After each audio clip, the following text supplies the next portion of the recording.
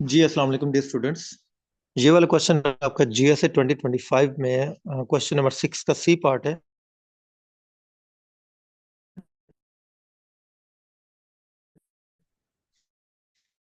कहा जा रहा है कि divide ₹600 among A B and C. ₹600 आपने ए बी सी में इस तरह आपने डिस्ट्रीब्यूट करने हैं so that ₹40 more than 2/5 of A share. ये जो ए का शेयर है उसका 2/5 में अगर ₹40 अगर हम ऐड करें और ₹20 मोर देन 2/7 ऑफ बी, और बी के शेयर का 2/7 में अगर हम ₹20 ऐड करें एंड ₹10 मोर देन 9/17 ऑफ सी, और सी के जो शेयर है उसका 9/17 पार्ट है उसमें अगर हम ₹10 ऐड करें तो उनके शेयर में भी इक्वल, आपस में इक्वल हो जाते हैं। यानी कि उनके शेयर जितने जितने भी आते हैं, ए का शेयर जो है और जो बी का शेयर है और जो सी का शेयर है, जितने जितने में उनके शेयर है ना, इसका 2/5 पार्ट में अगर 40 ऐड करें, इसके 2/7 पार्ट में अगर आप 20 ऐड करें और सी के 9/17 पार्ट में अगर 10 ऐड करें तो इनके शेयर आपस में इक्वल बनते हैं। और जब इन तीनों को प्लस करते हैं तो that should be equal to ₹600। अब इसका मतलब ये है कि सबसे पहले तो हम इनके शेयर्स को लेट कर लेते हैं। अब इनके शेयर्स का क्या है, फिर हम उन तीनों को आपस में इक्वल करते हैं। इक्वल करने के बाद फिर हम उनके शेयर्स आपस में फाइंड आउट करेंगे। लाइक फॉर एग्जांपल हम इसमें ये लिख सकते हैं कि let shares of A B C are, हम इनको लेट कर लेते हैं एक्स वाई और जेड में, या आप इनको ए बी सी डी के लिहाज से भी आप इनको सॉल्व कर सकते हैं। ठीक है। और जब उसने बताया ना कि ऑल शेयर्स में be equal and all shares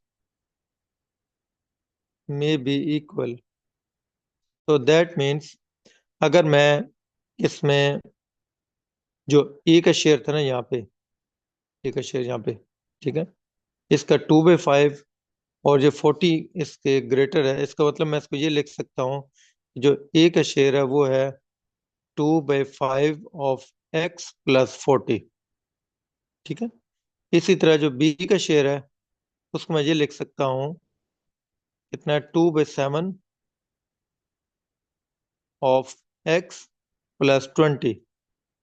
x X की जगह सॉरी यहाँ पे वाई आएगा, 2/7 of Y, Y is equal to 20 plus 20 sorry. ठीक है, मोर देन एस।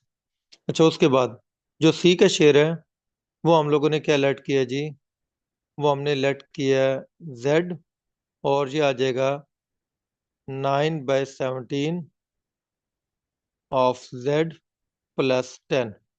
और वो कहता है कि ये तीनों शेयर आपस में इक्वल, हम क्या करते हैं, हम तीनों इनको आपस में इक्वल कर देते हैं। यानी 2/5 of X plus 40 is equal to 2/7 of Y plus 20 is equal to 9/17 of Z plus 10। इन तीनों को इक्वल रख के हम इनको एक कांस्टेंट के इक्वल रख देते हैं, is equal to N. Constant के इक्वल किस लिए, क्योंकि ये तीनों वैल्यूज एन की इक्वल है। इसका मतलब अगर तीनों वैल्यूज में से अगर आप कहें कि मैं इनको सॉल्व करके अगर एन की वैल्यू फाइंड आउट कर लूँ, वो एन की वैल्यू जब मैं यहाँ पे मैं पुट करता जाऊंगा मुझे इसका आंसर मिलते जाएंगे। यानी कि एन की मदद से मैं इनकी एक्स की वैल्यूज, वाई की वैल्यू और जेड की वैल्यू मैं फाइंड आउट कर लूंगा। ठीक है। किस तरह, फॉर एग्जाम्पल ये जरा देखिएगा कि अगर मैं इनको अलग अलग एन की इक्वल रखूं, for example 2/5 of X plus 40, इसको भी एन की इक्वल रखते हैं। 2/7 ऑफ वाई प्लस 20, इसको भी एन की इक्वल रखते हैं। और 9/17 ऑफ जेड प्लस 10, इसको भी एन की इक्वल रखते हैं। ठीक है। अब यहाँ से आप इसके ना एक्स वाई और जेड की वैल्यूज फाइंड आउट कर लें। वो एक्स वाई और जेड की वैल्यू जो हमारे पास आएंगी उसको फिर हम सम करके हम 600 की इक्वल रख देंगे।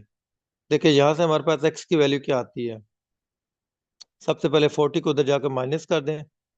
2/5 of X is equal to n minus 40। इसी तरह 2/7 of y is equal to n-20।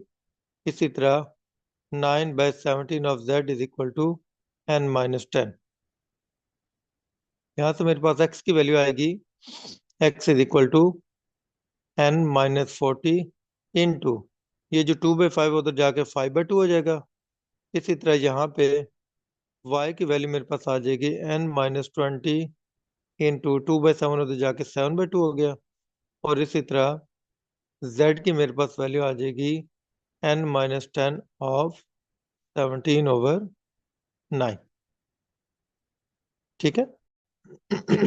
यानी मैं इसको इस तरह भी लिख सकता हूँ, x equals to 5/2 of n-40, y equals to 7/2 into n-20 और z equals to 17/9 into n-10। या मेरे पास ना x की, y की और z की वैल्यूज आ गई n के फॉर्म में।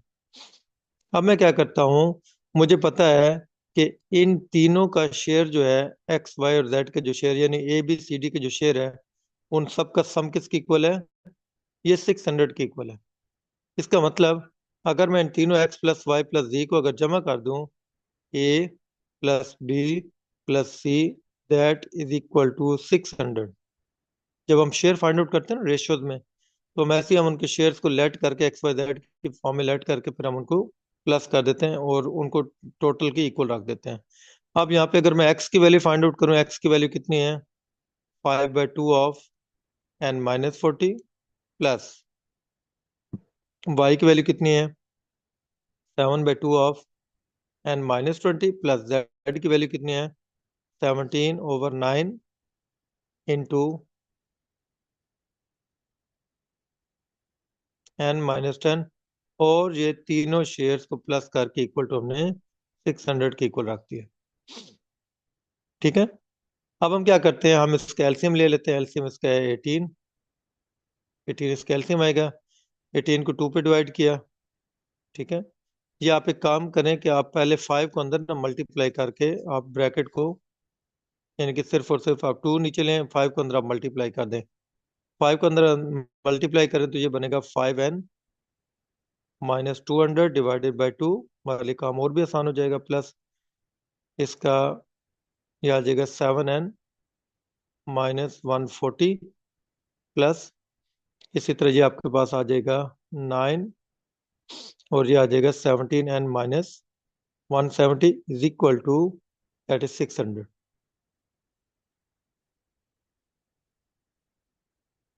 ठीक है। अब इसका एल्सियम आप ले, अब आपके लिए आसान हो जाएगा सॉल्व करना। 18 इसका एल्सियम आ गया। 18 को जब मैं 2 पे डिवाइड करूंगा 9 आएगा। 9 इंटू, आप देखो ना, ये हमारे लिए आसान हो जाएगा, 200 plus 9 into 7n-140 plus 2 into 17n-170। ये क्वेश्चन है थोड़ा सा लेंथी दिया गया था। आपको पता है हर दफा जीएसए के पेपर में ना एक दो क्वेश्चन ऐसे होते हैं जो लेंथी होते हैं। एक आगे एक और हमारा क्वेश्चन आएगा, उसमें भी थोड़ी सी लेंथी हमारी कैलकुलेशन होगी। तो बहरहाल ओवरऑल अगर पेपर देखा जाए तो उसमें एक दो क्वेश्चन भी लेंथी, बाकी सारे आसान क्वेश्चन है। अब इसको अगर सॉल्व किया जाए तो ये हमारे पास बनेगा 9×5 = 45n माइनस 9×2 = 18, 1800 प्लस ये बन गया 63n माइनस 9 को 140 से मल्टीप्लाई करें 90, 9×4 = 36, 9×1 = 9 और 3 12। ठीक है। इसी तरह प्लस ये 34n और माइनस 170 को 2 से मल्टीप्लाई करें that will B 340 divided by 18। जो है ना 18 को उधर ले जाएं, 600 मल्टीप्लाइड बाय 18 कर दें। ठीक है, यहाँ पे जो डिवाइड बाय 18 था। अब आप n वाली वैल्यूज को इकट्ठा कर ले, 45n 63n 34n। ठीक है, इनको हम लोग इकट्ठा कर लेते हैं। 45n plus 63n plus 34n और उसके साथ साथ जो बाकी जो न्यूमेरिक वैल्यूज उनको इकट्ठा कर ले, माइनस माइनस 1800, इसी तरह माइनस 1260 और माइनस का 340 इज इक्वल टू, इनको आप आपस में मल्टीप्लाई कर दें। 18 0 18 0 18 6 बार होता है 108। ठीक है, 18 6 बार, फिर भी आप कंफर्म आप कर लें। 6 8 बार 48, 4 6 एक बार 6 और 4 10, 108। ठीक है, तो ये हमारे पास आ गया 10,800। अब ये एन वाली वैल्यूज का प्लस कर लें, 45N, 63N और 34N, इनको प्लस करें। ये हो जाएगा आपके पास 5 3 8 और 4 12, 1 6 3 9 और 4 13 और 1 14, 142। यानी कि ये बन गया 142N माइनस। अब इन तीनों वैल्यूज का प्लस कर ले, 1800, 1260 और 340। ये अपने ना रफ वर्क वैसे करना होता है आखिर में, पेपर के आखिर में। ठीक है, 1260 और 340, 0 0 8 और 2 10 और 3 13 और ये एक जो आगे क्या था 14 1। ये आपके पास बन गया 3400। ठीक है, माइनस का 3400 इज इक्वल टू 10,800। ये 3400 हमारा उधर जाके प्लस हो जाएगा, तो ये हमारे पास आ जाएगा 142N is equal to 10,800 plus 3400। ये आ गया 142N is equal to 10,800 plus 3400, 0 0। ये आपके पास आ गया जी 14,200। और जो लेफ्ट साइड पे 142 है उसको उधर जाके डिवाइड कर दें, हमारे पास आ जाएगा 142 डबल 0 डिवाइडेड 142। ये वन कैंसिल होके 100 आ गया। एन की वैल्यू आपके पास 100 आ गई। अब ये आपके पास जो एन की वैल्यू 100 आ गई है, इसको आप ए बी और सी के शेयर में आप पुट कर दें। Putting value of N in shares of A B और सी। अब आप देखें ना, आपने ए बी और सी के शेयर आपने क्या क्या लेट किए, ये देखें। ए का आपने शेयर ये लेट किया था एक्स की फॉर्म में, बी का आपने शेयर ये लेट किया था वाई के फॉर्म में, और सी का शेयर आपने ये लेट किया था जेड की फॉर्म में। ठीक है, आप इनमें वैल्यूज इनकी बारी बारी पुट कर दें। ए का शेयर अब आपके पास एन की वैल्यू, सॉरी एक्स वाई और जेड की वैल्यू आपके पास ये जो आ गई। पहले आप, सॉरी पहले आप एन, इसकी वैल्यू आप पुट अप करेंगे एन की यहाँ पे, फिर आपको शेयर्स आपको मिलेंगे। सॉरी, पहले आप यहाँ से ना एन की वैल्यू यहाँ पे पुट करें, यहाँ पे पुट करें और यहाँ पे पुट करें। वहां पे हमें पुट करने की जरूरत नहीं है। ठीक है, यहाँ से हमें इनके शेयर हमें मिल जाएंगे, क्योंकि वहां पे हमारे पास एन की वैल्यू नहीं है ना। हम यहाँ पे इनको पुट करेंगे, हमें यहाँ से शेयर इतने मिल जाएंगे। अच्छा, देखें एक्स की वैल्यू क्या आ जाएगी। एक्स इज इक्वल टू हमारे पास था 5/2 इंटू ये n-40 है। n-40 मतलब 100-40। तो x is equal to 5/2 into 100-40। ये आपके पास आ जाएगा 5/2 इंटू 60। दैट विल बी आपके पास आ जाएगा 230। तो ₹150। एक्स का शेयर मतलब हमारे पास ये ए का शेयर आ गया। ठीक है, इसी तरह हमारे पास जो वाई का शेयर आएगा वो क्या आना चाहिए। वाई हमने क्या लेट किया हुआ है, Y that is equal to 7/2 into n-20। 7/2 into n-20, n मतलब 100-20। ये हमारे पास ये आ गया 7/2 इंटू 80, दैट इज ₹280। और इसी तरह हमारे पास z का शेयर आ गया 17/9 इंटू n-10 आई थिंक है। हाँ जी, n-10। n-10 मतलब 100-10, तो 17/9 इंटू 90, 9 10 दैट इज ₹170। अब इसकी वेरिफिकेशन क्या है कि अगर आप इनको प्लस करेंगे ना, A share plus B share plus C share that should be equal to ₹600। X का शेयर मतलब ए का शेयर है, क्योंकि एक्स हमने ए को रखा हुआ था। 150 plus 280 plus 170 that will be equal to 100। ठीक है, ये 0 0 0 7 और 8 15 और 5 20 2 1 और 2 3 और देख 4 और 2 6, ये ₹600 आपका बनेगा। ठीक है, तो इस क्वेश्चन में ना जो एक मुश्किल बात जो थी वो ये थी कि उसने जब ये कहा होता ना कि इन तीनों के शेयर आपस में इक्वल है, अगर मैं इन तीनों के शेयर आपस में इक्वल सिर्फ कर देता ना, 2/5 of X is equal to 2/7 of Y plus 20 is equal to 9/17 of Z plus 10, ये इसको अगर सिर्फ मैं आपस में इक्वल कर देता हूँ, मुझे किसी की वैल्यू भी नहीं मिल सकती, ना एक्स की वैल्यू मिल सकती है, ना वाई की, ना जेड की। इसलिए हमें इन तीनों के शेयर को एक कांस्टेंट के इक्वल रखना पड़ा, एन के इक्वल। ठीक है, फिर हमने इन तीनों को एन के इक्वल रख दिया, इसको भी एन के इक्वल, इसको भी एन के इक्वल, इसको भी एन के इक्वल रखा। वहां से हमें ना आप कह लें कि एक्स वाई और जेड की वैल्यू मिल गई एन की फॉर्म में।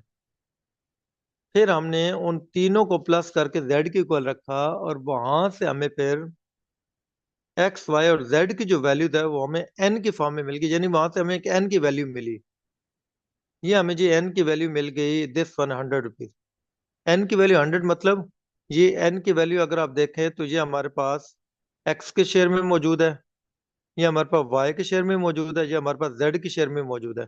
जब हमने एन की वैल्यूज वहां पे पुट की तो हमें एक्स भी मिल गया, वाई भी मिल गया, जेड भी मिल गया। इसका मतलब ये हुआ कि हमें वहां से ए भी मिल गया, हमें वहां से बी भी मिल गया, हमें वहां से सी भी मिल गया। ठीक हो गया, समझ आ गया? होप सो सबको ये क्लियर हो गया, अल्हम्दुलिल्लाह। तो इसके नेक्स्ट क्वेश्चन इसका देखते हैं। हमारे पास क्वेश्चन नंबर 6 का जो डी पार्ट आएगा, अभी हम उसकी तरफ चलते हैं आगे।